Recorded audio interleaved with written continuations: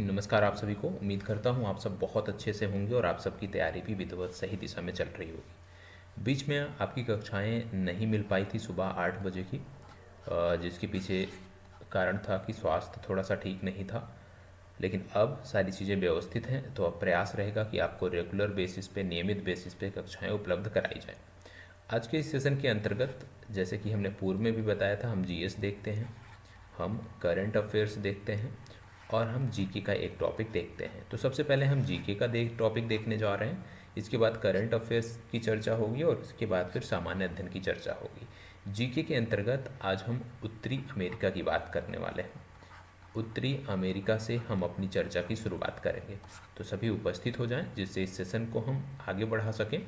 और ये सेशन जो है, ये निश्चित तौर पे जो प्रीलिम्स को लेकर के आगामी एग्ज़ाम हैं, उन सब में आपको यहाँ से बहुत मदद मिलने वाली है। तो चलिए इस सेशन की शुरुआत करते हैं। सबसे पहली बात हम कर रहे हैं नॉर्थ अमेरिका की, उत्तर अमेरिका की बात। जब हम उत्तर अमेरिका की बात कर रहे हैं, इससे पहले हमने यूरोप का अध्ययन किया था। आज हम उत्तर अमेरिका के बारे में देखने वाले हैं। उत्तर अमेरिका की जब हम बात करते हैं तो सबसे पहला फैक्ट आता है कि उत्तर अमेरिका जो है, ये पूरी तरह से उत्तरी गोलार्ध में, आप कह सकते हैं उत्तरी गोलार्ध के भीतर एक महाद्वीप है। मतलब इसका जो विस्तार देखने को मिलता है, ये उत्तरी गोलार्ध में 100% देखने को मिलता है। मतलब 100% इसका जो फैलाव है, ये उत्तरी गोलार्ध से संबंधित है। उत्तरी गोलार्ध में इसका फैलाव आपको देखने को मिलता है। और यहाँ पे एक चीज़ और ध्यान रखिएगा कि ये आपका जीके का सेशन है, इसलिए यहाँ पे जो कंटेंट आपको मिल रहे हैं वो जीके के आधार पे मिल रहे हैं। जब हम जीएस में पढ़ेंगे उत्तर अमेरिका को, तो हम बहुत डिटेल से अध्ययन करेंगे। ठीक है। अब उत्तर अमेरिका की जब हम बात कर रहे हैं, तो आप जानते हैं उत्तर अमेरिका यदि हम बात करें तो इसके उत्तर में आपको आर्कटिक ओशियन देखने को मिलता है। ठीक है। इसके उत्तर में आर्कटिक महासागर, पूर्व में यदि हम देखेंगे तो पूर्व में अटलांटिक ओशियन देखने को मिलता है, अटलांटिक महासागर आपको देखने को मिलता है। और दक्षिण पूर्व में यदि हम बात करें तो दक्षिण अमेरिका और कैरेबियन सागर आपको देखने को मिलता है। ठीक है। यहाँ पे कैरेबियन सागर देखने को मिलता है और इसके बाद दक्षिण में आपको दक्षिण अमेरिका यहाँ पे आपको देखने को मिल जाता है। ठीक है। और इसके साथ साथ पश्चिम में और दक्षिण में बात करें तो प्रशांत महासागर देखने को मिलता है। पश्चिम में आपको प्रशांत महासागर देखने को मिलता है। तो हमने क्या देखा कि जो उत्तर अमेरिका है, उत्तर अमेरिका के उत्तर में यदि हम बात करें तो उत्तर में आपको देखने को मिलता है आर्कटिक महासागर। क्या देखने को मिलता है? आर्कटिक महासागर आपको देखने को मिलता है। इसके यदि हम दक्षिण में बात करें तो दक्षिण में आपको देखने को मिलता है दक्षिण अमेरिका। दक्षिण अमेरिका कॉन्टिनेंट आपको देखने को मिलता है। ठीक है। इसके साथ साथ यदि दक्षिण पूर्व में बात करें तो दक्षिण पूर्व में आप जानते हैं तो कैरेबियन सी आपको देखने को मिलता है। ठीक है। कैरेबियन सागर आपको देखने को मिलता है। इसके साथ साथ यदि आप पूर्व में बात करते हैं तो पूर्व में आपको अटलांटिक महासागर आपको देखने को मिलता है। इसके पूर्व में अटलांटिक महासागर आपको देखने को मिलता है। और यदि आप इसके पश्चिम में बात करते हैं तो पश्चिम में आपको प्रशांत महासागर आपको देखने को मिलता है। ठीक है। क्या देखने को मिलता है? प्रशांत महासागर आपको देखने को मिलता है। तो सबसे पहली बात कि ये चीज़ें क्लियर होना चाहिए कि उत्तर में क्या है, दक्षिण में क्या है, दक्षिण पूर्व में क्या है, पूर्व और पश्चिम में कौन से निकाय हैं, ये आपको पता होना चाहिए। उत्तर अमेरिका की बात करें तो आप जानिएगा उत्तर अमेरिका पृथ्वी के लगभग 16.5, याद रखिएगा, उत्तर अमेरिका पृथ्वी के लगभग 16.5% भूभाग को कवर करता है। उत्तर अमेरिका पृथ्वी के लगभग 16.5 भूमि क्षेत्र को कवर करता है। और यदि हम बात करें तो एशिया और अफ्रीका के बाद, ध्यान रखिएगा, एशिया और अफ्रीका के बाद क्षेत्रफल के हिसाब से उत्तर अमेरिका तीसरा बड़ा महाद्वीप है। ठीक है। एशिया और अफ्रीका के बाद उत्तर अमेरिका तीसरा बड़ा महाद्वीप है, ये भी आपको याद रखने की ज़रूरत है। इसके साथ साथ यदि हम बात करें, जैसे हमने देखा कि उत्तर अमेरिका महाद्वीप जो है या उत्तर अमेरिका महादेश जो है, ये संपूर्ण भूभाग का 16.5% रखता है। यदि आपसे पूछ लिया जाए कि ये संपूर्ण विश्व की जनसंख्या का कितना हिस्सा रखता है, तो याद रखिएगा ये संपूर्ण विश्व की जनसंख्या का 7.5% हिस्सा रखता है। संपूर्ण विश्व की जनसंख्या का ये 7.5% हिस्सा रखता है। उत्तर अमेरिका की हम बात कर रहे हैं तो कुछ फैक्ट और हैं जो आपकी परीक्षाओं में अक्सर पूछे जाते हैं, उन पर भी हमें विचार करना चाहिए। आइए देख लेते हैं कि कौन सा फैक्ट है जो आपकी परीक्षाओं में उत्तर अमेरिका से संबंधित पूछा जाता है। सबसे पहले जब हम उत्तर अमेरिका की बात कर रहे हैं, आप प्राकृतिक मैप देख रहे हैं उत्तर अमेरिका का, तो उत्तर अमेरिका में सबसे लंबी जो पर्वत श्रृंखला है वो रॉकी पर्वत श्रृंखला है। क्या नाम है उसका? रॉकी पर्वत श्रृंखला। ये आपको देखने को मिल रहा होगा। ये इस तरह से यहाँ से ऐसे प्रारंभ होता है, ये आपको रॉकी पर्वत श्रृंखला देखने को मिल रहा है। प्रश्न यह भी पूछा जा सकता है कि रॉकी पर्वत श्रृंखला का संबंध किस महादेश से है, तो आप बताएंगे कि रॉकी पर्वत श्रृंखला का संबंध उत्तर अमेरिका से है, उत्तरी अमेरिका से है रॉकी पर्वत श्रृंखला। और यदि आपसे पूछ लिया जाए कि ये जो रॉकी पर्वत श्रृंखला है ये उत्तर अमेरिका के किस भाग में अवस्थित है, तो आप बताएंगे कि उत्तर अमेरिका के पश्चिमी भाग में रॉकी पर्वत श्रृंखला आपको देखने को मिलती है। और याद रखिएगा, इसकी जो कुल लंबाई है, यदि हम बात करें कुल लंबाई है तो 4,830 किलोमीटर है। 4,830 किलोमीटर लंबी ये पर्वत श्रृंखला आपको देखने को मिलती है। ठीक है, उत्तरी अमेरिका में सबसे लंबी पर्वत श्रृंखला ये आपको देखने को मिलती है। इसके बाद आपको एप्लेसियन पर्वत आपको देखने को मिलता है, और जब एप्लेसियन पर्वत की आप बात करते हैं वो इस रीजन में देखने को मिलता है। जैसे अपना अरावली है उसी प्रकार से एप्लेसियन है, मतलब सबसे पुराना, तो ये एप्लेसियन पर्वत भी आपको देखने को मिलता है। और ये पूर्वी तट पे आपको देखने को मिलता है। यह भी लगभग 2400 किलोमीटर तक विस्तारित है, लगभग 2400 किलोमीटर लंबा ये आपको देखने को मिलता है। ठीक है, इसके बाद आपको कैस्केड रेंज देखने को मिलती है। याद रखिएगा, एक रॉकी रेंज हो गई, इसी में कैस्केड रेंज भी आपको देखने को मिलती है। और जो कैस्केड रेंज है, यदि हम बात करें उसकी बात करें, तो याद रखिए जो कैस्केड रेंज है उसकी लंबाई 1100 किलोमीटर है। यहाँ पे इसके क्रम में 3 श्रृंखलाएँ देखने को मिलती हैं। ठीक है, रॉकी हो गया, कैस्केड हो गया, ये 3 समानांतर श्रृंखलाएं उत्तर अमेरिका में देखने को मिलती हैं। तो यहाँ पे जो कैस्केड है उसकी भी रेंज आपको 1100 किलोमीटर देखने को मिलती है। इस तरह से आपको देखने को मिलता है। यहाँ पे 3 रेंज, समानांतर रेंज आपको अमेरिका के पश्चिमी भाग में देखने को मिलती हैं। पश्चिमी संयुक्त अमेरिका में यदि हम बात करें तो सियरा नेवादा भी है जो कि 450 किलोमीटर है। इसके साथ साथ अलास्का रेंज यहाँ पे आपको देखने को मिलता है। यहाँ पे अलास्का रेंज देखने को मिलता है। और अलास्का रेंज की बात करें तो उत्तर अमेरिका का सबसे ऊंचा जो पर्वत, उत्तर अमेरिका का जो आप कह सकते हो सबसे ऊंचा पर्वत जो है, जिसका नाम माउंट डेनाली, ये भी आपको यहीं पर देखने को अलास्का रेंज में देखने को मिलता है। ठीक है, तो ये तो बात हो गई, पर्वतों की बात हो गई, माउंट डेनाली की बात आपने कर लिया। ठीक है, इतनी जानकारी आपकी हो गई। इसके बाद जब आप बढ़ते हैं उत्तर अमेरिका में, फिर बात आती है नदियों की।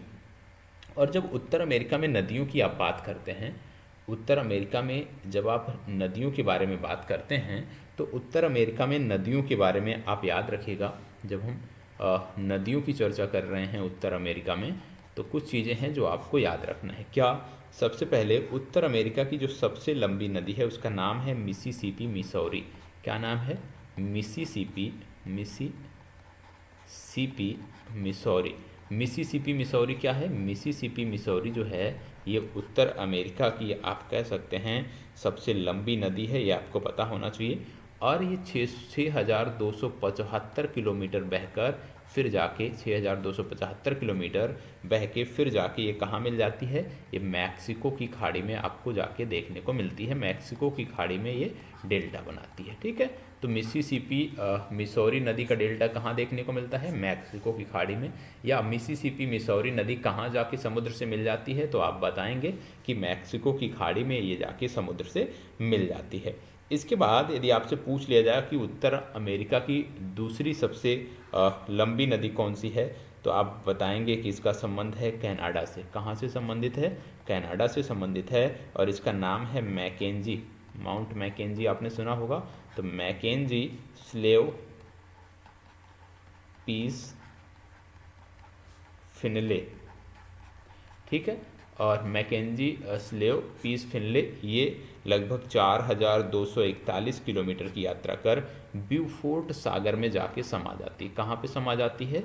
ब्यूफोर्ट सागर में ये जाके मिल जाती है। तो ये भी याद रखना है, ब्यूफोर्ट सागर। ठीक है, इसके बाद आपको अगला देखने को मिलता है कि उत्तर अमेरिका में यदि सबसे लंबा नदी बांध बोल दिया जाए, सबसे लंबा नदी बांध यदि बोल दिया जाए, तो यहाँ पे याद रखना है सबसे लंबा नदी बांध जो है वो पंख नदी पर है। कहाँ पे है? पंख नदी पर आपको देखने को मिलता है। और पंख नदी पर जो ये बांध देखने को मिलता है इसका नाम है ओरोविल बांध। क्या नाम है? ओरोविल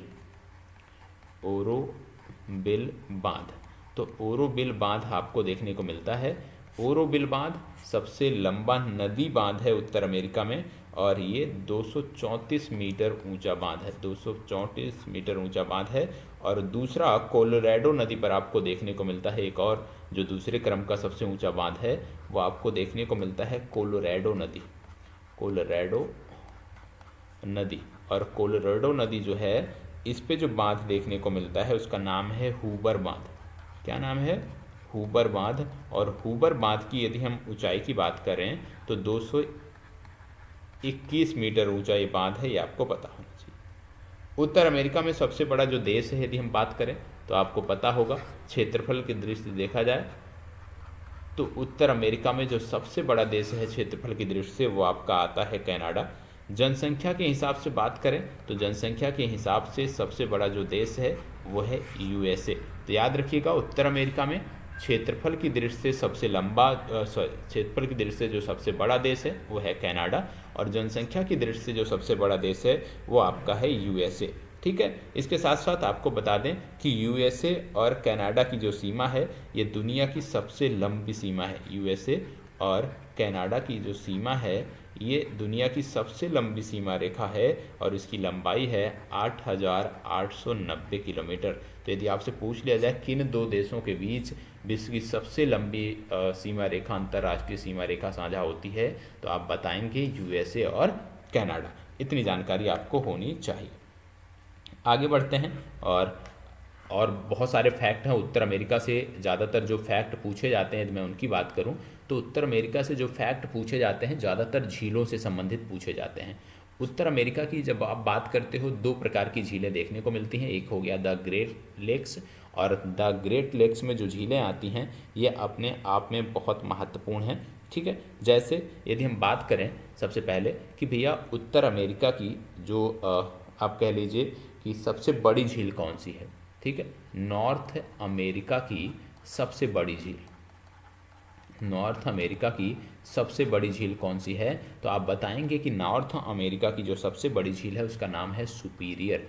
क्या नाम है? सुपीरियर झील। सुपीरियर झील उत्तर अमेरिका की सबसे बड़ी झील है और उत्तर अमेरिका की सबसे बड़ी मीठे पानी की भी झील है। तो याद रखिएगा सुपीरियर झील जिसका क्षेत्रफल 82,000 लगभग वर्ग किलोमीटर है, ये उत्तर अमेरिका की सबसे बड़ी मीठे पानी की झील है, ये आपको पता होना चाहिए। अब यहाँ पे जो झीलों का क्रम देखने को मिलता है इनमें जैसे एक क्रम द ग्रेट लेक्स के अंतर्गत आता है जिनमें सुपीरियर, मिशिगन, हॉरोन, इरी और ओंटारियो आता है। तो ये चार झीलें आपको पता होना चाहिए। सुपीरियर, मिशिगन, हॉरोन, इरी और ओंटारियो, ये चार प्रमुख झीलें हैं जो आपको याद रखने की ज़रूरत है। ये ग्रेट लेक्स के अंतर्गत आती हैं। यदि कभी पूछा जाता है इनसे संबंधित प्रश्न तो इनसे पूछा जाता है कि इन झीलों का पश्चिम से पूर्व क्रम में सजाइए। तो पश्चिम से पूर्व जब आप बढ़ते हैं तो सबसे पहले आता है सुपीरियर। पश्चिम से पूर्व में सबसे पहले आता है सुपीरियर। सुपीरियर के बाद फिर अगला देखने को मिलता है मिशिगन। मिशिगन के बाद अगला देखने को मिलता है हॉरोन और अगला देखने को मिलता है इरी और इरी के साथ अगला देखने को मिलता है ओंटारियो। तो ये पहले याद रखना है सुपीरियर, मिशिगन, हॉरोन, इरी और ओंटारियो, इनका पश्चिम से पूर्व क्रम है, ये आपको पता होना चाहिए।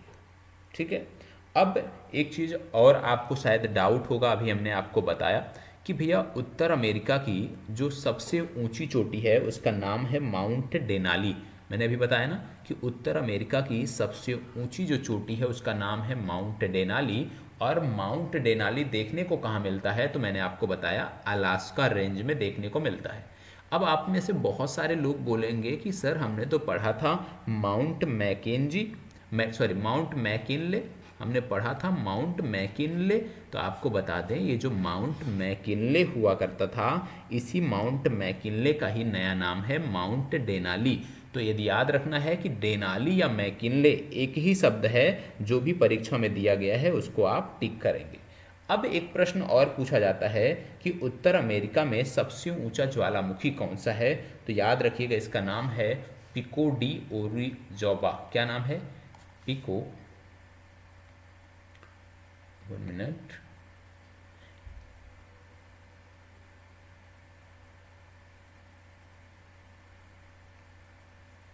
इसका नाम है, याद रखिएगा हम बात किसकी कर रहे हैं, सबसे ऊंचा ज्वालामुखी, सबसे ऊंचा ज्वालामुखी। तो सबसे ऊंचा ज्वालामुखी यहाँ पे कौन सा है? सबसे ऊंचा ज्वालामुखी जो है यहाँ पे है, उसका नाम है पिको डी ओरिजाबा। पिको डी ओरिजाबा, ठीक है। पिको डी ओरिजाबा जो है, माउंट पिको डी ओरिजाबा जो है, ये आप कह सकते हैं उत्तर अमेरिका में सबसे ऊंचा ज्वालामुखी शिखर है। और ये कहाँ पे देखने को मिलता है? ये मैक्सिको में देखने को आपको मिलता है, ठीक है। तो सबसे ऊंचा ज्वालामुखी शिखर हो गया।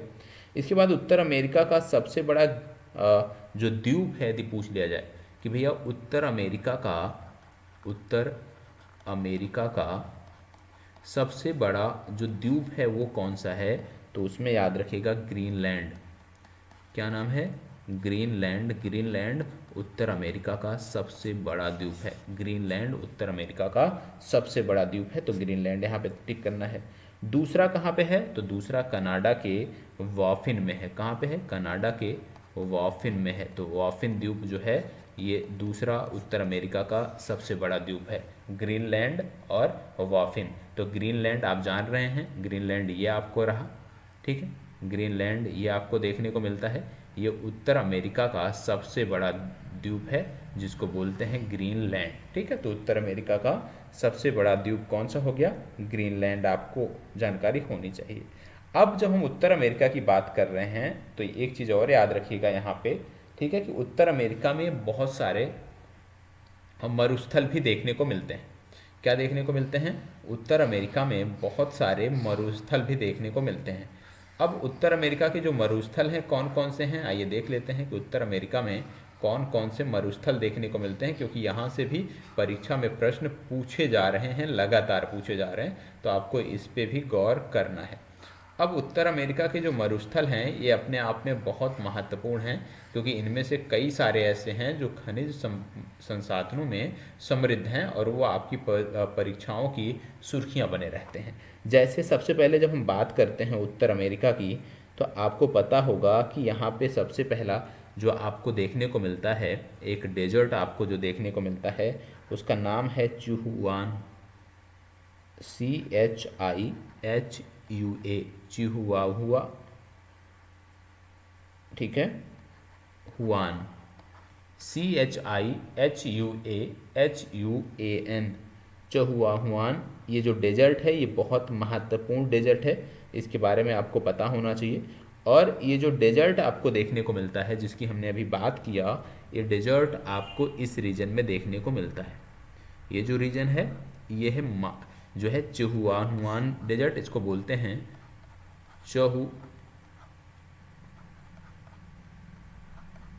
ठीक है, चिहुआहुआन डेजर्ट, ये आपको याद रखना है। फिर दूसरा जो डेजर्ट आपको देखने को मिलता है वो है मोजेओ। क्या है? मोजेओ। मोजेओ डेजर्ट आपको याद रखना है। मोजेओ डेजर्ट की यदि हम बात करें तो मोजेओ डेजर्ट आपको इस रीजन में देखने को मिलता है। मोजेओ डेजर्ट जो है आपको जो देखने को मिलता है वो इस रीजन में आपको देखने को मिलता है, यहाँ पे है मोजेओ डेजर्ट, ठीक है। मोजेओ डेजर्ट देखने को मिलता है। तीसरा जो डेजर्ट आपको मरुस्थल यहाँ पे देखने को मिलता है उसका नाम है सोनोरैन डेजर्ट, ठीक है, सोनोरैन डेजर्ट। और सोनोरैन डेजर्ट की जब हम बात करें, ये जो पूरा का पूरा ये रीजन है, ये पूरा का पूरा जो रीजन है ये है सोनोरैन डेजर्ट का रीजन। तो यहाँ पे सोनोरैन डेजर्ट हो गया। फिर इसके बाद आता है कोलोराडो का पठार, जो अगला आपको याद रखना है, जो परीक्षा में पूछा जाता है कि कोलोराडो का पठार कहाँ पे है, तो कोलोराडो का जो पठार है, कोलोराडो का जो पठार है वो आपको पता होना चाहिए। ये लगभग इस रीजन में पड़ता है, यहाँ पे जो है इसको बोलते हैं कोलोराडो का पठार। कोलोराडो के पठार के बाद जो अगला आपको याद रखना है वो है ग्रेट बेसिन डेजर्ट। क्या याद रखना है? Great Basin Desert. और ग्रेट बेसिन डेजर्ट की जब बात करते हैं हम कि ग्रेट बेसिन डेजर्ट आपको कहाँ पे देखने को मिलता है, तो याद रखिएगा ग्रेट बेसिन डेजर्ट जो है ये मोजेओ मरुस्थल के ऊपर आपको देखने को मिलता है। इस रीजन में यहाँ पे है ग्रेट बेसिन डेजर्ट। तो ये आपको याद रखने की ज़रूरत है। मरुस्थल में पहला तो चहुआनुआन ये आपको याद रखना है, मोजेओ याद रखना है, सोनेरन याद रखना है। ठीक है, यही 3 परीक्षा में पूछे जाते हैं, तो इनका नाम दे के याद रख लीजिए कि कौन सा डेजर्ट आपको कहाँ पे देखने को मिलता है। बहुत महत्वपूर्ण है, बहुत महत्वपूर्ण है, ये आपको पता होना चाहिए। और यहाँ पे यदि हम बात करें चहुआनुआन डेजर्ट की बात करें तो याद रखिएगा कि ये जो मरुस्थल है चहुआनुआन ये मैक्सिको और यूएसए दोनों देशों में विस्तारित है। ठीक है, मैक्सिको और यूएसए दोनों देशों में इसका विस्तार देखने को मिलता है। तो इतनी जानकारी आपको होनी चाहिए जब हम उत्तर अमेरिका की बात कर रहे हैं। अब उत्तर अमेरिका में हमने ग्रेट लेक्स के बारे में पढ़ लिया। इसके बाद उत्तर अमेरिका में झीलों का एक और क्रम है जो आपसे पूछा जाता है। एक तो आपने देख लिया द ग्रेट लेक्स, जिसमें सुपीरियर, मिशिगन, हॉरोन, इरी, ओंटारियो को आपने देखा। एक और देखने को मिलता है जिनका विस्तार सिर्फ और सिर्फ कनाडा में देखने को मिलता है। ऐसी कौन सी झीलें हैं जिनका विस्तार सिर्फ और सिर्फ कनाडा में देखने को मिलता है? आइए देख लेते हैं।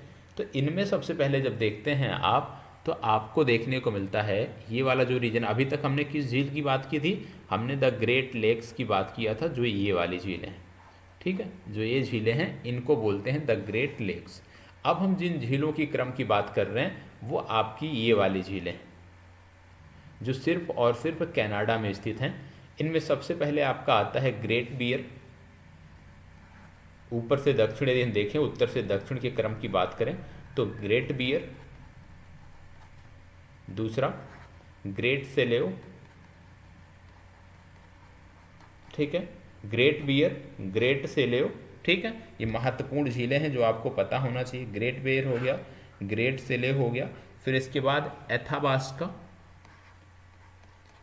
एथावास्का। अगला आपको देखने को मिलता है एथावास्का के बाद रेंडियर, और अगला देखने को मिलता है विनिपेग। ठीक है, ये झीलों का जो क्रम है ये आपका रहा। ये सबसे लास्ट में यहाँ पे है विनिपेग झील। ठीक है, सबसे टॉप में है ग्रेट बियर, उसके नीचे है ग्रेट स्लेव, ग्रेट स्लेव के बाद फिर ये है आपका एथावास्का, ये आपका है रेंडियर। ठीक है, और फिर ये आपको देखने को मिलता है विनिपेग। तो ये झीलें आपको याद रखनी है। मतलब उत्तर अमेरिका की जब बात कर रहे हो, नॉर्थ अमेरिका की जब बात कर रहे हो, तो झीलों के 2 क्रम आपको पता होना चाहिए। पहला Great Bear, Great Slave, Athabasca, Reindeer, Winnipeg, जो सिर्फ और सिर्फ कनाडा में स्थित हैं। दूसरा जो यूएसए और कनाडा दोनों में स्थित हैं, उनमें ग्रेट आप कह सकते हो द ग्रेट लेक्स का नाम आता है, जिनमें आपको देखने को मिलता है सुपीरियर, मिशिगन, होरोन, इरी और ओंटारियो। तो इसको आपको अच्छे से याद कर लेना है। ठीक है, तो फैक्ट जो भी थे जीके के संदर्भ में हमने उत्तर अमेरिका से संबंधित फैक्ट की बात की। अब हम बढ़ रहे हैं करंट अफेयर्स की तरफ और देखते हैं करंट अफेयर्स घटनाक्रम को। करंट अफेयर्स घटनाक्रम को बहुत ध्यान से देखने की ज़रूरत है, क्योंकि आज के जो प्रश्न हैं बहुत अच्छे प्रश्न आपके इसमें रखे गए हैं। तो इसको बहुत सतर्कता के साथ देखिएगा और नोट करिएगा। बस इतना याद रखिएगा कि आपका क्लास यदि नहीं हो रहा है 1-2 दिन, तो इसका मतलब ये नहीं कि आपकी चीज़ें छूट रही हैं। छूटेंगे कुछ भी नहीं। जनवरी से हमने शुरुआत किया है, तो कुछ भी यहाँ पर छूटने वाला नहीं है। प्रश्न है कि भारत का सबसे बड़ा तितली पार्क किस राज्य में बनाया जा रहा है? भारत का सबसे बड़ा तितली पार्क कहाँ बनाया जा रहा है? इसका प्रश्न में थोड़ा सा सुधार कर लीजिएगा, पूर्व भारत का। ठीक है, पूर्व भारत का सबसे बड़ा तितली पार्क किस राज्य में बनाया जा रहा है? 4 विकल्प हैं, उत्तर प्रदेश, मध्य प्रदेश, छत्तीसगढ़, झारखंड। पूर्व भारत का सबसे बड़ा तितली पार्क किस राज्य में बनाया जा रहा है? तो यहाँ पे याद रखिएगा कि पूर्व भारत का सबसे बड़ा जो तितली पार्क है वो झारखंड में बनाया जा रहा है। कहाँ बनाया जा रहा है? झारखंड में। तो पूर्व भारत का सबसे बड़ा जो तितली पार्क है वो झारखंड में बनाया जा रहा है। ठीक है, अब झारखंड में बनाया जा रहा है तो झारखंड आपके लिए महत्वपूर्ण हो जाता है। झारखंड वैसे भी महत्वपूर्ण है, तो कुछ फैक्ट मैं आपको बता देता हूँ। जैसे झारखंड में एक योजना चल रही जिसका नाम है अबुआ आवास योजना। क्या नाम है? अबुआ आवास योजना। अबुआ आवास योजना पूछा जाए किस राज्य की योजना है, आप बताएंगे झारखंड की। इसमें क्या है? इसमें 8 लाख रुपए, याद रखिएगा, सॉरी 8 लाख आवास बनाने हैं। क्या करने हैं? 8 लाख आवास बनाने हैं। और कब तक बनाने हैं? वर्ष 2026 तक 8 लाख आवास तैयार करने हैं। और ये जो आवास होंगे, इनको बनाने के लिए जो गरीब हैं उनको 2 लाख रुपए दिए जाएंगे। 2 लाख रुपए प्रत्येक घर पर दिए जाएंगे। झारखंड से जुड़ी हुई कुछ अन्य चीज़ें बता देता हूँ। जैसे झारखंड में चाहे वो एससी समुदाय के लोग हों, चाहे वो दिव्यांग समुदाय के लोग हों, चाहे एकल महिला हो, तो उनको 1,000 रुपये प्रति महीना पेंशन दी जाती है। अब इसमें क्या कर दिया गया है कि जो आदिवासी दलित होंगे, जो इस राज्य के आदिवासी होंगे, जो दलित होंगे, उनको भी इस योजना का पात्र बना दिया जाएगा, इस पेंशन योजना का, जैसे ही उनकी उम्र 50 वर्ष होगी। मतलब 50 वर्ष में पहुंचने पर ही आदिवासी और दलित महिलाओं को 1,000 रुपये महीने की पेंशन झारखंड राज्य सरकार देगी। ठीक है। इसके साथ साथ यदि आपसे पूछ लिया जाए कि खटिया बिल का संबंध किस राज्य से है, खटिया बिल का संबंध किस राज्य से है, तो याद रखिएगा 1932 का ये खटिया बिल है और इसका संबंध भी झारखंड राज्य से है। क्या है ये? किससे संबंधित है? ये संबंधित है लैंड रिकॉर्ड से। किससे संबंधित है? लैंड रिकॉर्ड से संबंधित है। और इसमें बोला गया है कि खटिया बिल 1932 का जो था, मतलब उस समय का खटिया बिल का मतलब एक लैंड रिकॉर्ड था, तो इस लैंड रिकॉर्ड में जिसका नाम होगा वही इस राज्य के निवासी माने जाएंगे। 1932 के खटिया बिल में जिसका नाम नहीं होगा, लैंड रिकॉर्ड में जिनका नाम नहीं होगा, वो इस राज्य के निवासी नहीं माने जाएंगे। ऐसा झारखंड राज्य सरकार ने किया है। ठीक है। यहाँ पे एक और योजना चल रही जिसका नाम है अबुआ बीर दिसोम योजना। अबुआ बीर दिसोम, अबुआ बीर दिसोम अभियान। ठीक है। तो अबुआ बीर दिसोम जो अभियान है, ये विशेष रूप से ट्राइबल को लेकर है। किसको लेकर है? ट्राइबल को लेकर है। और यहाँ पे क्या प्रदान किया गया है? इन सभी जनजातियों को कम्युनिटी राइट प्रदान किया गया है। ठीक है। कम्युनिटी राइट प्रदान किया गया है। मतलब जो फॉरेस्ट रिकॉर्ड था उसमें संशोधन किया गया है। और अब बोला गया है कि ज़मीन का टुकड़ा लीज पर, ये जो कम्युनिटी है, ये जो ट्राइब्स हैं, ये ज़मीन का टुकड़ा लीज पर ले सकते हैं। तो अबुआ नाम यदि जुड़ जाए किसी योजना में तो आंख मूंद कर उसको झारखंड आपको वहाँ पे टिक करना है। अगला प्रश्न, हाल ही में गोले मेला उत्सव का आयोजन कहाँ किया गया? क्या बोला जा रहा है? गोले मेला उत्सव की बात की जा रही है। गोले मेला उत्सव का आयोजन कहाँ किया गया है आपको बताना है। गोले मेला उत्सव, तो याद रखिएगा गोले मेला उत्सव का जो आयोजन था ये किया गया जम्मू कश्मीर। कहाँ किया गया? जम्मू कश्मीर में। आपको बता दें कि जम्मू कश्मीर में भगवान जगन्नाथ का एक मंदिर है। किसका मंदिर है? भगवान जगन्नाथ। और भगवान जगन्नाथ का जो ये मंदिर है, यहीं पर वर्ष में 2 बार जो है इसका आयोजन, गोले मेला उत्सव का आयोजन किया जाता है। यदि ऐसे पूछ लिया जाए कि भगवान जगन्नाथ का मंदिर है कहाँ पे वास्तविक रूप में और कहाँ पे है भारत में, तो आप बताओगे पूरी उड़ीसा में भगवान जगन्नाथ का एक दिव्य मंदिर देखने को मिलता है। तो ये भी आपको याद रखने की ज़रूरत है कि गोले मेला उत्सव का संबंध जम्मू कश्मीर से है। ठीक है। चलिए आगे बढ़ते हैं और अगला प्रश्न देखते हैं। अगला प्रश्न जो आपको देखने को मिल रहा है आपकी इस पीडीएफ में, वो प्रश्न है विश्व स्वास्थ्य संगठन की हालिया रिपोर्ट के अनुसार विश्व में सबसे ज़्यादा मलेरिया के जो मामले हैं वो किस देश में देखने को मिले हैं? क्या बोला जा रहा है कि विश्व में सबसे ज़्यादा मलेरिया के मामले इनमें से किस देश में देखने को मिल रहे हैं? तो आपको बता दें कि अभी विश्व स्वास्थ्य संगठन WHO का मतलब क्या है? World Health Organization. तो इसने एक रिपोर्ट दी है और इसने बताया कि विश्व के 2 देश हैं, एक का नाम है नाइजीरिया ठीक है, और दूसरे का नाम है DRC या डेमोक्रेटिक रिपब्लिक ऑफ कांगो या कांगो प्रजातांत्रिक, क्या नाम है इस देश का, कांगो प्रजातांत्रिक। तो ये जो देश है कांगो प्रजातांत्रिक, ये जो देश है यहाँ पर और नाइजीरिया में सबसे ज़्यादा मलेरिया के मामले देखने को मिल रहे हैं। इन्हीं देशों में एक देश आता है जिसका नाम है अंगोला। यह भी अफ्रीका का एक देश है और अंगोला में तेल का उत्पादन होता था। इस देश में तेल का उत्पादन बड़े पैमाने पर देखने को मिलता है। तो अंगोला जो देश था ये तेल उत्पादन करने वाला देश था, और आप जानते हैं तेल उत्पादन करने वाले जो देश हैं उनका एक संगठन है जिसका नाम है ओपेक। तो अंगोला ने अभी हाल ही में ओपेक को छोड़ दिया है। तो ओपेक के बारे में पूछा जा सकता है, तो इसका मुख्यालय है वियना में, ठीक है, ऑस्ट्रिया की राजधानी वियना, ऑस्ट्रेलिया नहीं, ऑस्ट्रिया। तो ऑस्ट्रिया की राजधानी वियना में ओपेक का हेडक्वार्टर है, और ओपेक को अब अंगोला ने छोड़ दिया है, ये आपको पता होना चाहिए। और आपको बता दें एक देश यहाँ पे और इन दिनों चर्चा में है, वो है माली। माली भी अफ्रीका का एक देश है। माली में यूनाइटेड नेशन जो पीस कीपिंग फोर्स थी वो अभी तक तैनात थी। तो माली से अब यूनाइटेड नेशन ने पीस कीपिंग जो फोर्स थी उसको 10 वर्ष के बाद हटा दिया है, ठीक है।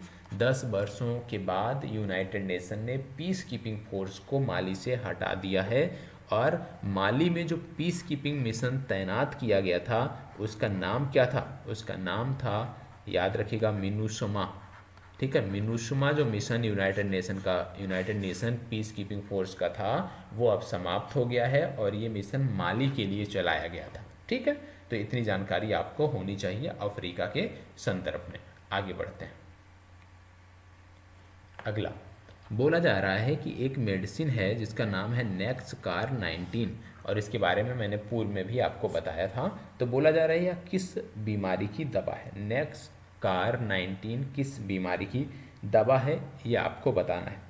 नेक्सकार 19 किस बीमारी की दवा है, आपको बता दें एक लैब है जिसको बोलते हैं IDRS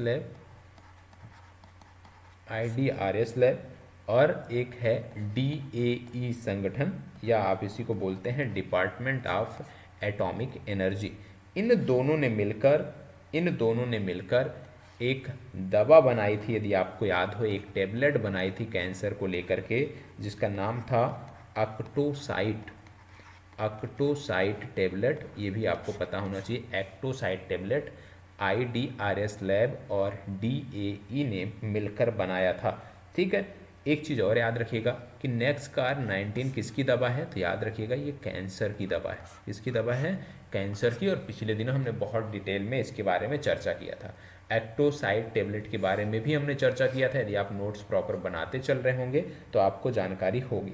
इसके साथ साथ आपको बता दें, उसी दिन मैंने आपको बताया था कि टाटा कैंसर हॉस्पिटल है, टाटा कैंसर हॉस्पिटल है, और टाटा कैंसर हॉस्पिटल जो है इन्होंने 6 मरकैप्टा प्यूरिन बनाया है। क्या बनाया था, 6 मरकैप्टा प्यूरिन, और 6 मरकैप्टा प्यूरिन जो था इसी को प्रीवेल के नाम से बेचा जा रहा है। किस नाम से बेचा जा रहा है, प्रीवेल के नाम से बेचा जा रहा है, ठीक है, प्रीवेल के नाम से बेचा जा रहा है। और यह भी कैंसर की एक दवा है जो मुख के माध्यम से ली जाती है, ठीक है। तो इसको भी याद रखना है। सिर्फ 6 मरकैप्टा प्यूरिन जो है ये टाटा कैंसर हॉस्पिटल ने मिलकर इसको तैयार किया है। एक दवा इन दिनों और चर्चा में है जिसका नाम है IXCHIQ, और ये जो दवा है ये दवा है चिकनगुनिया की। किसकी दवा है, चिकनगुनिया की दवा है। और याद रखिएगा कि फ्रांस की एक कंपनी है जो इसको बनाई है जिसने, तो चिक, इसको भी याद रखने की ज़रूरत है कि चिक जो दवा है ये चिकनगुनिया की दवा है। फ्रांस की एक कंपनी ने इसको बनाया है। यदि कंपनी का नाम आप याद रखना चाहते हैं वो भी याद रख सकते हैं। इसका नाम है वेलनेवा।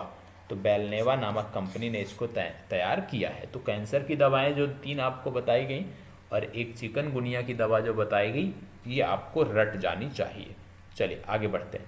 हाल ही में चर्चा में रहा केशव देव मंदिर का संबंध किस राज्य से है। क्या बोला जा रहा है, एक मंदिर है जिसका नाम है केशव देव, और आजकल देश में मंदिर मस्जिद की बड़ी चर्चा हो रही है, तो बहुत सावधानी से इस तरह के प्रश्नों को हैंडल करने की ज़रूरत है। केशव देव मंदिर, केशव देव मंदिर की बात करें तो सबसे पहली बात कि ये ऐतिहासिक मंदिर रहा है और औरंगजेब द्वारा इसको नष्ट किया गया था। किसके द्वारा? औरंगजेब के द्वारा। तो याद रखिएगा, औरंगजेब द्वारा जो है इसको नष्ट किया गया था। 5000 साल पुराना मंदिर बताया जाता है ये, और औरंगजेब ने इसको नष्ट किया था।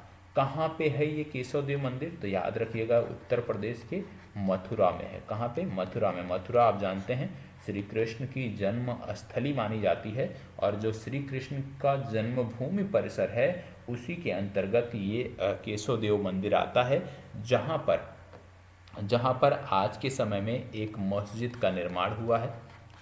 ठीक है, एक मस्जिद का निर्माण हुआ है, और ये मंदिर चर्चा में इसलिए है क्योंकि यहाँ पे भारतीय पुरातत्व सर्वेक्षण जो है, ठीक है, उसको यहाँ पे अनुमति मिल गई है।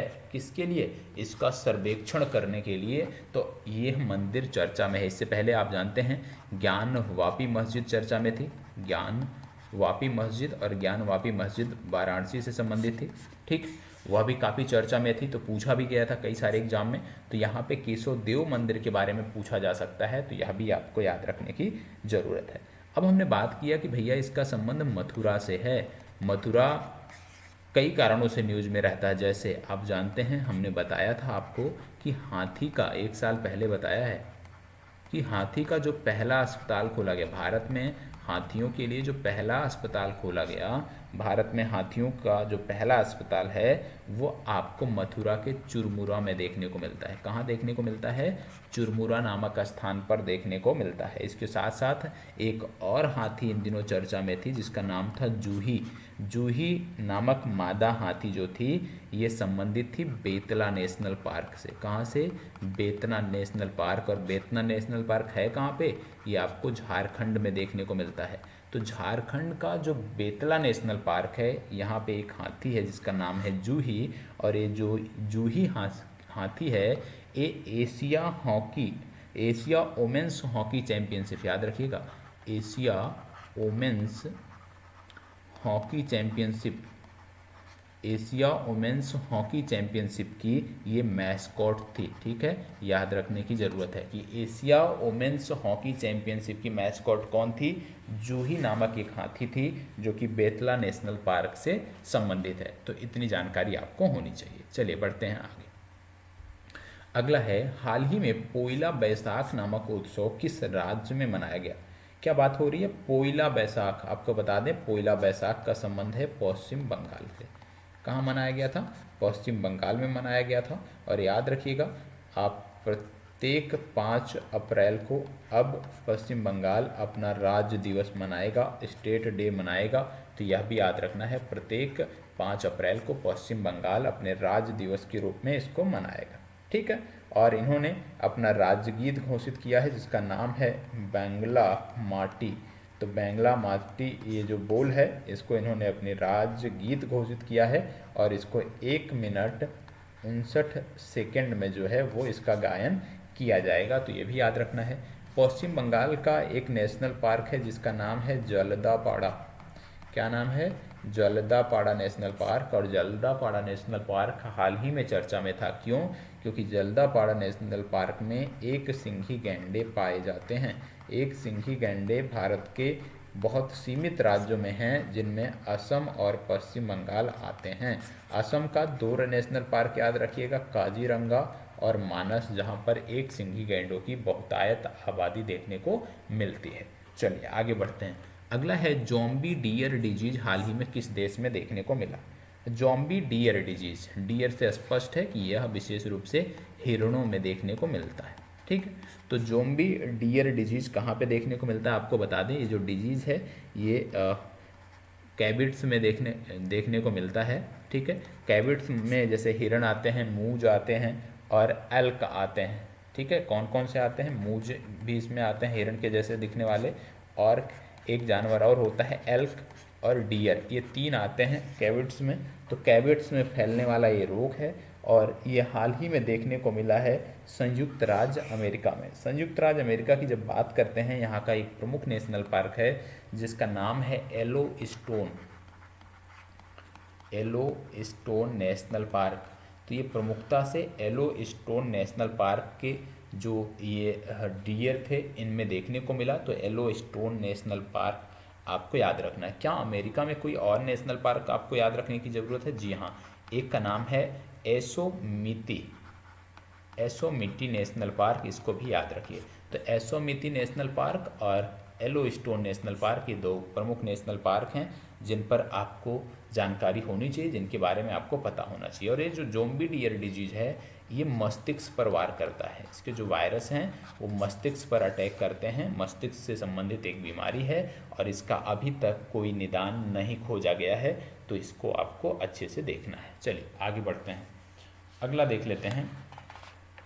अगला है, हाल ही में 1 जनवरी को DRDO का स्थापना दिवस मनाया गया। 1 जनवरी को DRDO का स्थापना दिवस मनाया गया। DRDO का हेडक्वार्टर किस शहर में है? DRDO की बात हो रही है तो आपको पता होगा 1 जनवरी को DRDO की जब हम बात करते हैं तो DRDO का स्थापना दिवस मनाया गया 1 जनवरी को, ठीक है। और DRDO का ये 66वां स्थापना दिवस था। आप जानते हैं DRDO की स्थापना 1 जनवरी 1958 को हुई थी। वर्तमान समय में समीर कामत इसके प्रमुख हैं और आज के समय में DRDO की भारत में 52 लैब हैं जो कार्यरत हैं और इनमें से कुछ लैब हैं जो लगातार चर्चा में थी, जैसे HEMRL। और ये कहाँ पे है लैब इनकी? ये पुणे में है। इसने क्या बनाया था? इसने बनाया था क्वांटिटी डिस्टेंस सॉफ्टवेयर बनाया था, ठीक है। अस्त्र नामक, यदि हम मिसाइल की बात करें, अस्त्र नामक जो मिसाइल है वह भी DRDO ने तैयार किया था। D4 एक डिफेंस सिस्टम है जो वर्तमान समय में राष्ट्रपति भवन की सुरक्षा में लगा है, इसको भी DRDO ने बनाया था। तो DRDO का जो योगदान है हमारे डिफेंस सिस्टम में वो बहुत ही महत्वपूर्ण है। INS सागर धोनी का आपने नाम सुना होगा। INS सागर धोनी नामक जहाज को भी DRDO ने बनाया था। तो डिफेंस के सेक्टर में DRDO लगातार बेहतर काम कर रहा है और DRDO की मदद से ही हम डिफेंस सेक्टर में आत्मनिर्भरता की तरफ आगे बढ़ पाए हैं, आत्मनिर्भरता के लिए हम सोच सके हैं। उसमें सबसे महत्वपूर्ण जो योगदान है वो DRDO का है। अगला है, राष्ट्रीय युवा महोत्सव 2023 का आयोजन कहाँ किया गया? 27वें राष्ट्रीय युवा महोत्सव 2023 का आयोजन कहाँ किया गया? तो इसका आयोजन महाराष्ट्र के नासिक में किया गया। कहाँ किया गया? महाराष्ट्र के नासिक में किया गया। और खेल एवं युवा मामलों का जो मंत्रालय है, खेल एवं युवा मामलों का जो मंत्रालय है उसके द्वारा ये आयोजन किया गया। पिछला कहाँ किया गया था? पिछला किया गया था कर्नाटक में। कर्नाटक के किस शहर में? हुबली में। तो पिछला कर्नाटक के हुबली में किया गया था, मतलब 26वां जो है वो कर्नाटक के हुबली में किया गया था। आगे बढ़ते हैं। क्वीन मार्गरेट द्वितीय का संबंध किस देश से है? तो याद रखिएगा डेनमार्क से इनका संबंध है। अब इसके बाद यहाँ पे जो शासन होगा वो होगा, राजा जो होंगे उनका नाम होगा फ्रेडरिक हेनरिक एंड्रे, ठीक है। फ्रेडरिक हेनरिक एंड्रे अब यहाँ के नए राजा होंगे, ये आपको पता होना चाहिए, ठीक है। तो इतनी जानकारी यदि आपके पास है तो निश्चित तौर पे करंट अफेयर्स में लगातार आपकी चीज़ें बेहतर हो रही होंगी, उसमें परेशान होने की आपको कोई आवश्यकता नहीं है। अब हम बात करेंगे रसायन विज्ञान की, क्योंकि हमारा जो तीसरा टॉपिक है वो GS का टॉपिक है और GS के टॉपिक के अंतर्गत आपको पता होगा हम रसायन विज्ञान का अध्ययन कर रहे थे और रसायन विज्ञान में हम पहुँचे कहाँ पे थे तो उसकी हम बात कर लेते हैं। रसायन विज्ञान में कि हमने जो पिछली क्लास में हमारी चर्चा हुई है, पिछली क्लास में कितनी चर्चा हमारी हुई है उसके बारे में हम बात करेंगे, ठीक है। आगे की जो चर्चा है वो है रसायन विज्ञान से संबंधित। तो हम रसायन विज्ञान पे हम आ गए हैं। हम अपने सामान्य अध्ययन के टॉपिक को अब हम डिस्कस करने वाले हैं। रसायन अध्ययन हम करने वाले हैं, रसायन विज्ञान का अध्ययन करने वाले हैं। और यहाँ पे आपको बता दूँ, जब हम रसायन विज्ञान का अध्ययन करने जा रहे हैं कि पिछला जो हमने पढ़ा था वो हमने पढ़ा था सेपरेशन ऑफ मिक्सचर की हमने चर्चा किया था, ठीक है। सेपरेशन ऑफ मिक्सचर की हमने चर्चा किया था, या इसी को बोलते हैं मिश्रणों का पृथक्करण, ठीक है, मिश्रणों का पृथक्करण, मिश्रणों के पृथक्करण की बात हम कर रहे थे, ठीक है। अब यहाँ पे कुछ चीज़ें हमने पढ़ा था, जैसे हमने फिल्ट्रेशन पढ़ा था, जैसे हमने डिस्टिलेशन पढ़ा था, जैसे हमने पढ़ा था फ्रैक्शनल डिस्टिलेशन, ठीक है। तो उसी के बाद हम जो देखने वाले हैं वो हम देखने वाले हैं सब्लिमेशन। अगला जो हम देखने वाले हैं पांचवा वो है सब्लिमेशन। क्या देखने वाले हैं? सब्लिमेशन। सब्लिमेशन क्या होता है? सब्लिमेशन का मतलब है ऊर्ध्वपातन। क्या है? ऊर्ध्वपातन। आप सब जानते होंगे, इसको आप स्वयं से नोट कर लीजिएगा, क्योंकि ऊर्ध्वपातन में बहुत कुछ बताने की आवश्यकता नहीं है। अगला जो है 6वां जो आता है, एक आपका होमवर्क है, नहीं आएगा कल मैं बताऊंगा, पहले आप स्वयं से प्रयास करिएगा, ठीक है। अगला आता है क्रोमेटोग्राफी, ठीक है। ये थोड़ा सा ज़रूरी है ना कि आपको होमवर्क दिया जाए। अगला आता है जो टफ है, वो मैं निश्चित तौर पे बता रहा हूँ, क्रोमेटोग्राफी। क्रोमेटोग्राफी या इसी को बोलते हैं वर्ण लेखन, वर्ण लेखन। अब क्रोमेटोग्राफी या वर्ण लेखन की हम बात कर रहे हैं।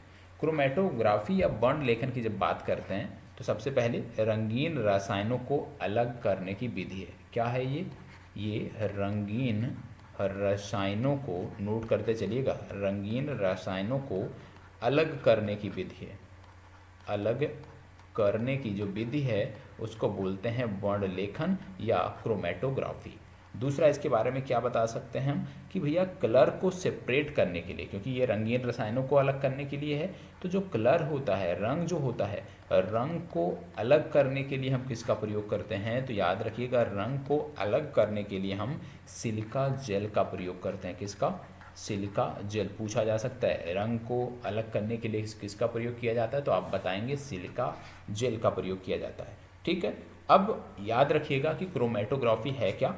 किसी मिश्रण से अलग अलग रंगों को अलग करने की जो विधि है, अलग अलग रंगों को जो अलग करने की विधि है उसको बोलते हैं क्रोमेटोग्राफी। तो याद रखिएगा, क्रोमेटोग्राफी मतलब मिश्रण से अलग अलग रंगों को अलग करने की जो विधि है उसको बोलते हैं क्रोमेटोग्राफी। इतनी जानकारी आपको होना चाहिए। तो ये क्रोमेटोग्राफी आपका हो गया, ठीक है। क्रोमेटोग्राफी के बाद अगला जो देखने को मिलता है वो आता है सॉल्यूशन। अगला आपको देखने को मिलता है सॉल्यूशन, ठीक है। सॉल्यूशन या इसी को बोलते हैं विलयन, ठीक है। तो ये जो मिश्रणों के पृथक करने की जो विधि थी वो समाप्त हुई, और उसके बाद एक नए टॉपिक पे हम बढ़ रहे हैं जिसका नाम है सॉल्यूशन या विलयन। क्योंकि मिश्रणों के पृथक्करण की जो विधियां थी उनमें जितनी महत्वपूर्ण थी, जो प्रमुख हैं, 6 हमने आपको बता दिया है, ठीक है। अब इसके बाद अगला टॉपिक आता है सॉल्यूशन या विलयन। सॉल्यूशन या विलयन की जब बात करते हैं तो यहाँ पे 2 तथ्य आपको देखने को मिलते हैं। पहला देखने को मिलता है सॉल्यूट, SOLUTE, या इसी को आप बोलते हैं विलेय। क्या देखने को मिलता है? विलेय।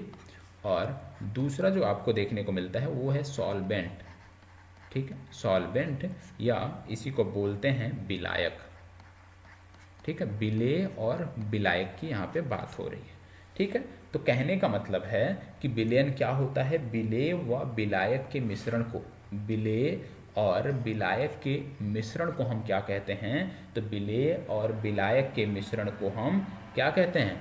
विलयन कहते हैं। तो याद रखिएगा, विलेय और विलायक के मिश्रण को विलयन कहा जाता है, ये आपको पता होना चाहिए। विलेय और विलायक के मिश्रण को विलयन कहते हैं। जैसे मान लो ये कोई जार है या पात्र है, अब इसमें हमने मान लो जल भर रखा है, जल भर रखा है, और ये जो जल भर रखा है अब इसमें हम क्या कर रहे हैं? चीनी मिला रहे हैं।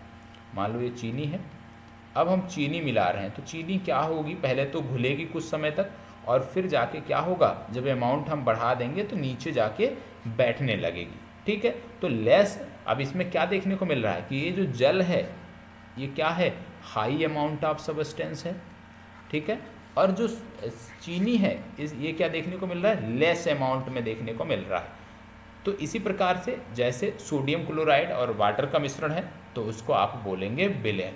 तो कहने का मतलब है कि ये विलयन क्या होता है, मतलब विलेय और विलायक के मिश्रण को जो है वो विलयन कहते हैं। विलेय और विलायक के मिश्रण को हम क्या कहते हैं, विलयन कहते हैं। ये आपको पता होना चाहिए, सॉल्यूशन कहते हैं। अब ये तो हो गया विलयन किसे कहते हैं। जो विलयन होता है उसके कई सारे प्रकार होते हैं, type of solution, type of solution. और टाइप ऑफ सॉल्यूशन में जब हम देखते हैं तो 3 देखने को मिलते हैं। पहला देखने को मिलता है ट्रू सॉल्यूशन, ठीक है, ट्रू सॉल्यूशन देखने को मिलता है। दूसरा आपको देखने को मिलता है कोलाइडल, कोलाइडल, ठीक है, कोलाइडल सॉल्यूशन। और तीसरा आपको देखने को मिलता है सस्पेंशन सॉल्यूशन, सस्पेंशन सॉल्यूशन, ठीक है। तो कहने का मतलब है जो विलयन होता है उसके 3 प्रकार देखने को मिल रहे हैं। पहला ट्रू सॉल्यूशन, दूसरा कोलाइडल सॉल्यूशन और तीसरा सस्पेंशन सॉल्यूशन देखने को मिल रहा है। अब एक एक करके इन्हीं को समझना है। पहला हम देखेंगे ट्रू विलयन क्या होता है, ट्रू सॉल्यूशन क्या होता है। तो आइए ट्रू सॉल्यूशन को हम देखते हैं। नाम से स्पष्ट है ट्रू सॉल्यूशन की बात हो रही। तो याद रखिएगा ट्रू सॉल्यूशन का मतलब क्या है। जैसे ये मान लो आपका पानी है, ठीक है, ये पानी है आपका और इसमें चीनी डाल दिया जाए तो आपको देखने को मिलता है कि चीनी और पानी जब हमने डाल दिया, दोनों की एक निश्चित मात्रा डाली, तो आपको देखने को मिलता है चीनी क्या है, पानी में घुल जाता है। अब ये फाइनल हो गया। थोड़ी देर बाद ऐसा देखने को मिलता है कि चीनी जो है वो पानी में घुल चुका है। अब जब चीनी और पानी का, ये क्योंकि चीनी प्लस पानी का विलयन है, चीनी प्लस पानी इसमें मिलाया गया है। अब इस पे जब हम लाइट डालते हैं, ध्यान रखिएगा, इस विलयन पर जब हम लाइट डालते हैं तो चीनी और पानी के घोल पर जब प्रकाश हम डालते हैं तो इसके अंदर प्रकाश का बिखराव नहीं होता। मतलब लाइट डालते हैं और आर पार हो जाती है, इसमें बिखराव नहीं देखने को मिलता है। लाइट में बिखराव नहीं देखने को मिलता है। और बिखराव नहीं देखने का मतलब होता है कि ये टिंडल इफेक्ट नहीं शो कर रहा है। क्या नहीं शो कर रहा है, टिंडल इफेक्ट नहीं शो करता है।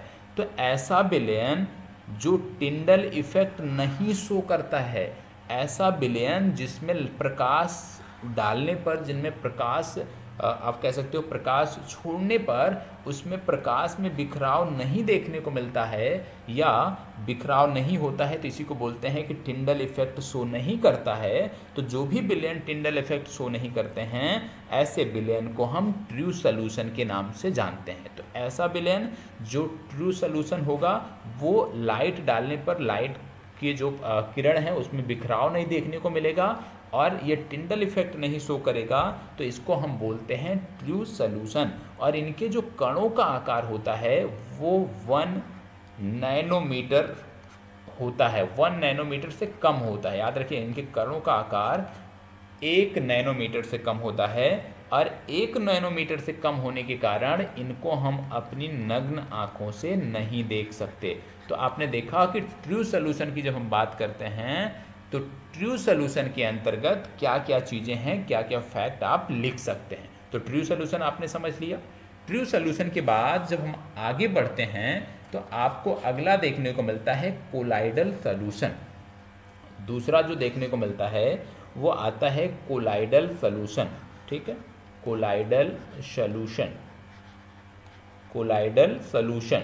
और कोलाइडल सॉल्यूशन का मतलब कि भैया ऐसा विलयन जिनके कणों की जो साइज है सबसे पहले 1 नैनोमीटर से लेकर के 1000 नैनोमीटर, 1 नैनोमीटर से लेकर के 1000 नैनोमीटर के बीच होती है, उनको हम बोलते हैं कोलाइडल सॉल्यूशन।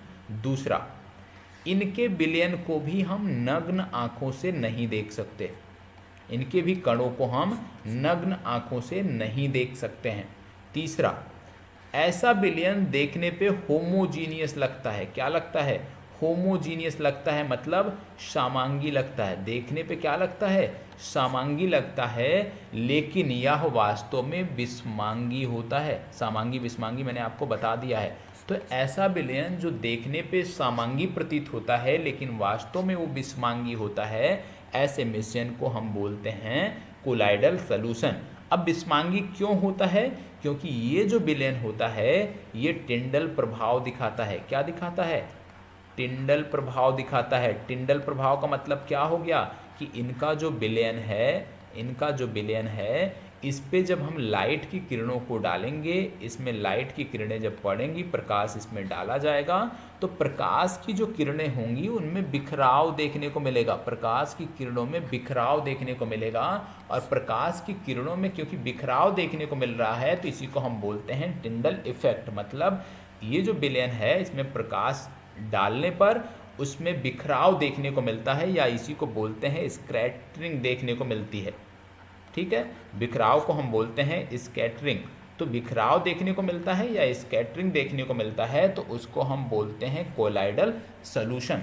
और इस प्रकार के विलयन में दो अवस्थाएं देखने को मिलती हैं। इस प्रकार के विलयन में दो अवस्थाएं देखने को मिलती हैं। पहला है परिक्षिप्त अवस्था। क्या है? परिक्षिप्त अवस्था। और दूसरा देखने को मिलता है परिक्षेपण अवस्था। प्रक्षेपण अवस्था। तो दो प्रकार की अवस्थाएं भी देखने को मिलती हैं, इतना आपको पता होना चाहिए। ठीक है, चलिए आगे बढ़ते हैं और देखते हैं। और इसके एग्जाम्पल में आप देख सकते हैं, कोलाइडल सॉल्यूशन के एग्जाम्पल में आप देख सकते हैं, जैसे आप देखते होंगे कोहरा। इस समय ठंडक चल रहा है, कोहरा आप देखते होंगे। कोहरा में क्या क्या चीज़ मिला होता है? पहला तो गैसें होती हैं और दूसरा क्या होता है? जल होता है। ठीक है, गैस और जल होता है, उनसे मिलकर बनता है कोहरा, इसी एरोसोल भी आप कहते हैं। इसके बाद आप धुआं देखते होंगे, धुआं भी इसका उदाहरण है। ठीक है, यहाँ पे आप देखते होंगे कि इसमें धुआं में क्या होता है? एयर होता है।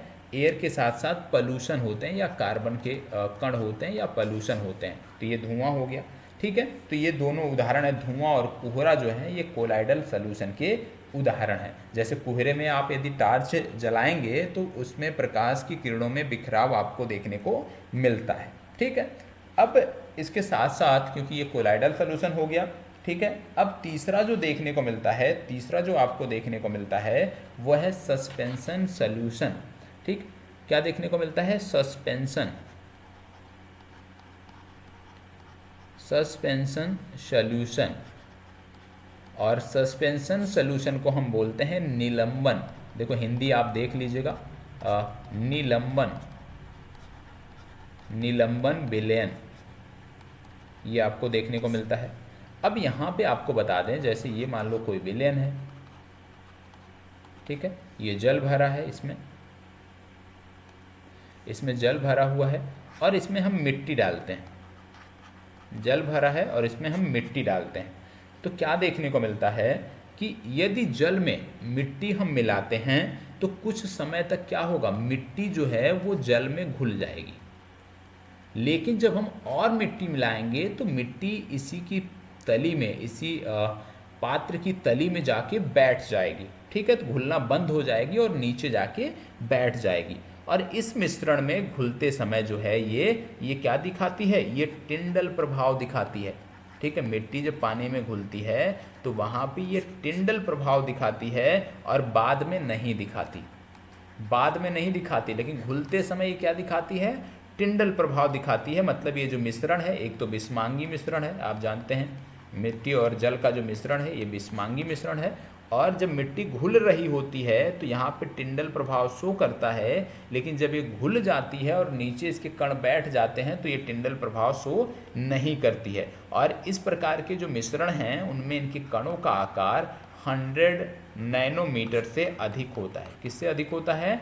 100 नैनोमीटर से अधिक होता है। तो 100 नैनोमीटर से अधिक यदि है तो याद रखिएगा कि यहाँ पे बात किसकी हो रही है? यहाँ पे बात